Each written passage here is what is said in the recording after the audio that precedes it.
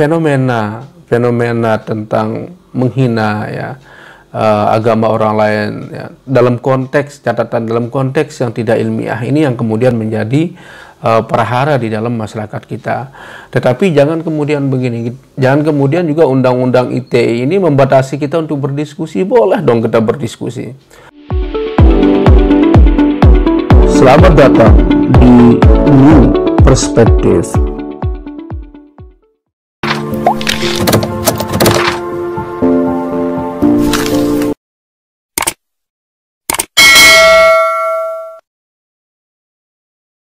Bismillahirrahmanirrahim. Assalamualaikum warahmatullahi wabarakatuh.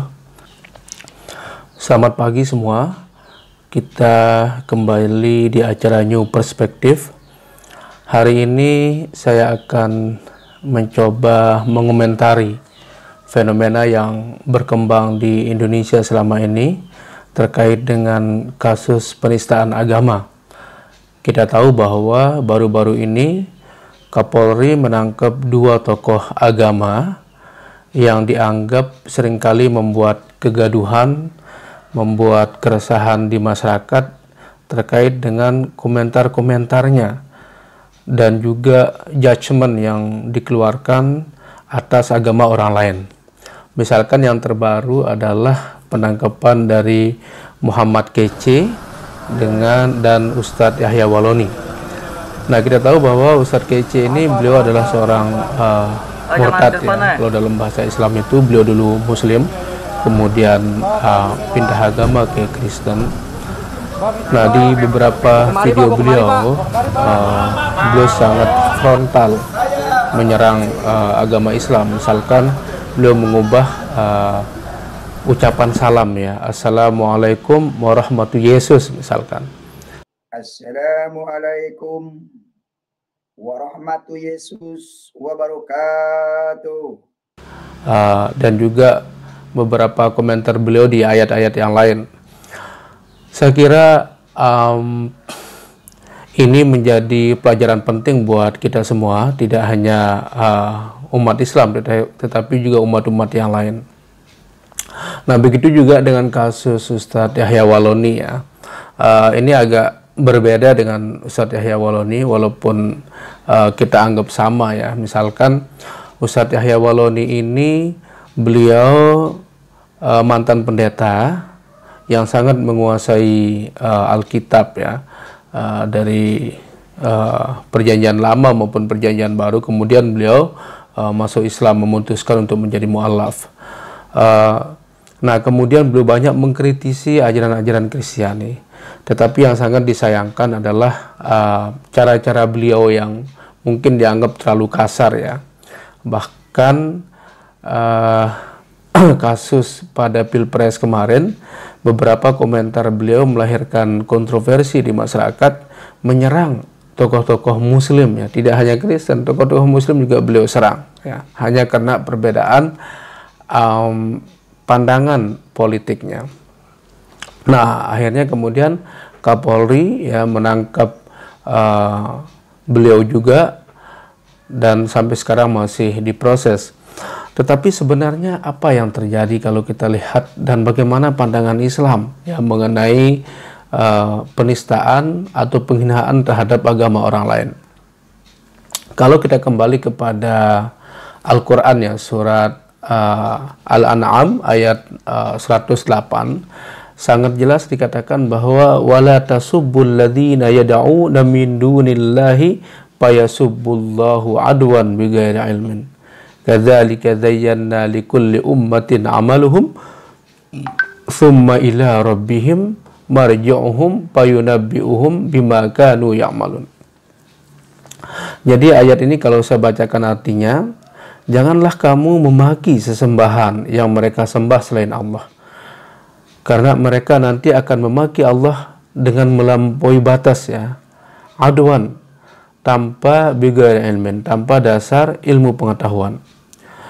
Kadzalika zayyana likulli ummatin amaluhum. Allah mengatakan bahwa demikianlah kami membuat setiap umat itu menganggap baik pekerjaan mereka. Tsumma ila rabbihim marji'uhum fayunabbi'uhum bima kanu ya'malun.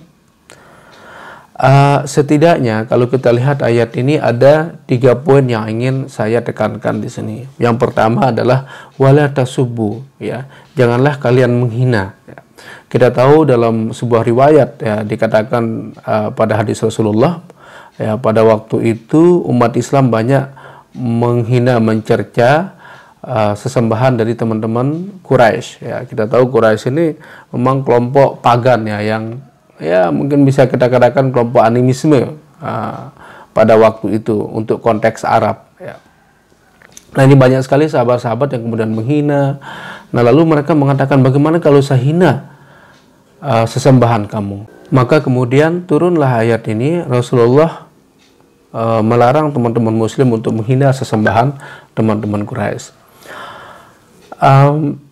Ya artinya bahwa kalau agama ini kan apa ya meliputi emosional ya. Kalau sudah orang berbicara agama sebenarnya bisa saja kita mencari apa yang dikatakan ya kalau kita bicara studi agama itu adalah common ground. Apa sih sebenarnya common ground ya, pemahaman umum. Ini semua agama sebenarnya akan kembali pada satu titik begitu kalau kita bicara Tuhan ya. Siapa sih Tuhan sebenarnya? Nah yang menjadi persoalan adalah penafsiran mereka tentang Tuhan. Ini kan sangat terbatas sebagai manusia ya, kita punya penafsiran sendiri. Tetapi kalau kita bicara substansi, mungkin ya kita kembali kepada satu ya yang universal yaitu Allah Subhanahu wa taala. Tetapi kalau sudah bicara pada penafsiran manusia, inilah yang kemudian menjadi problem ya. Nah, pada agama yang ada ya ketika masyarakat ya ini kan tingkat pengetahuan kita juga terbatas ya, kenapa kemudian Allah melarang. Nah lalu kemudian ditekankan pada ayat kedua, jadi jelas pertama adalah melarang, yang kedua adalah bighairi ilmin ya, jangan sampai kemudian orang-orang ini berkomentar tentang Tuhanmu kata Allah ya, kepada umat Islam tanpa ilmu. Nah, ini yang sangat berbahaya sama sekali kalau kita perhatikan ya.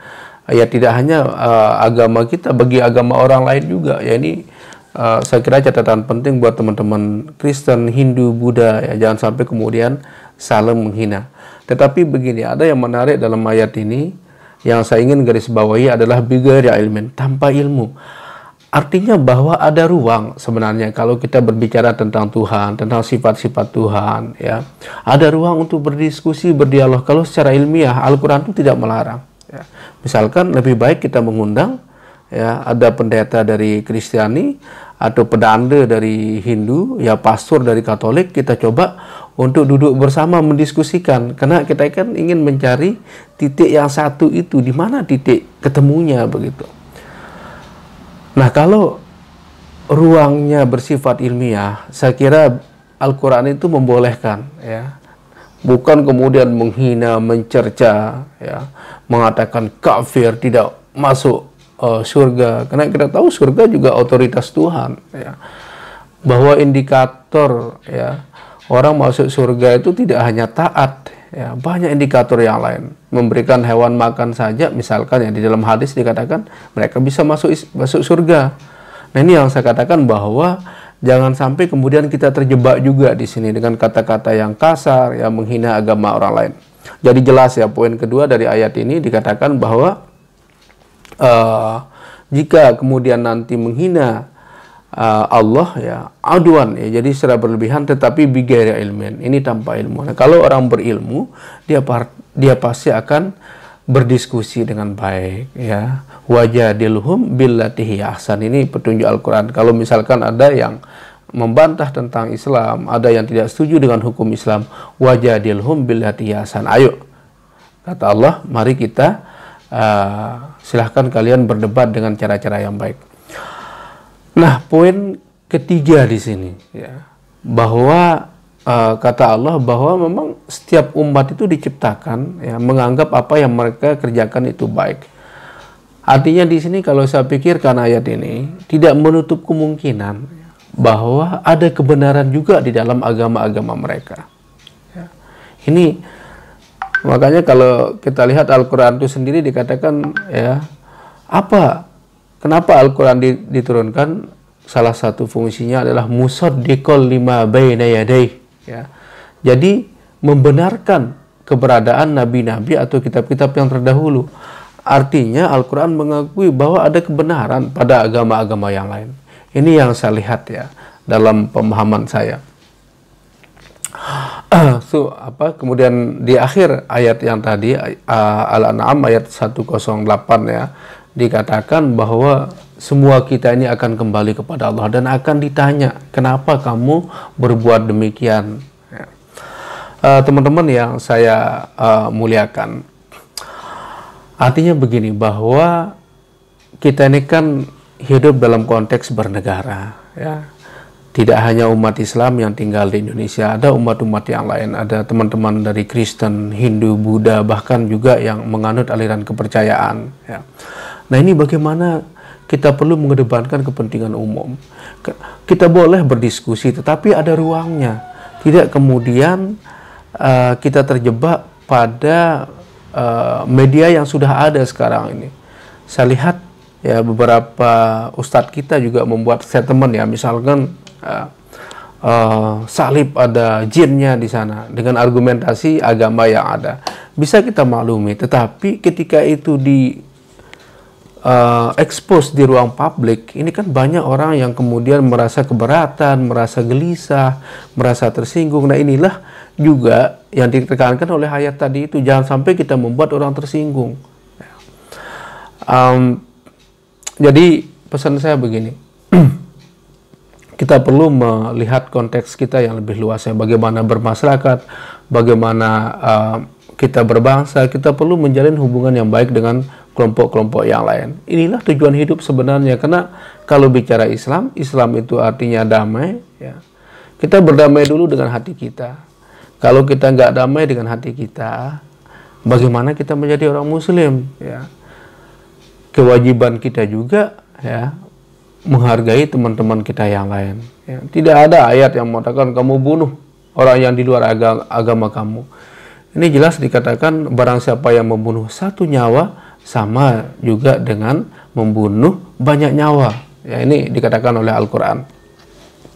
Nah,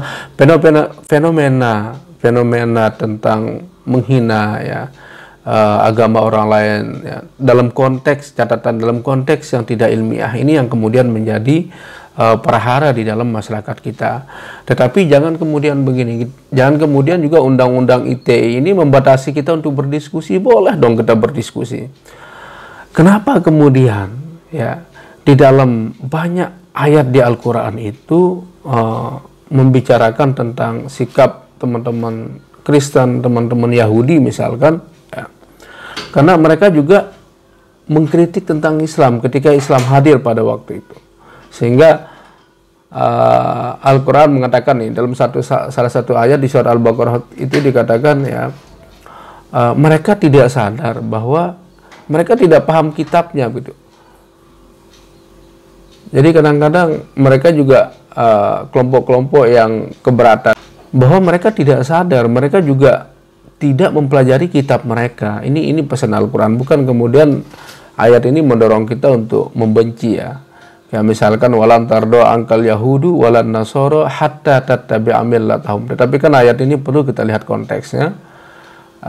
Ini sebagai warning, bukan kemudian kita ingin menghakimi agama orang lain.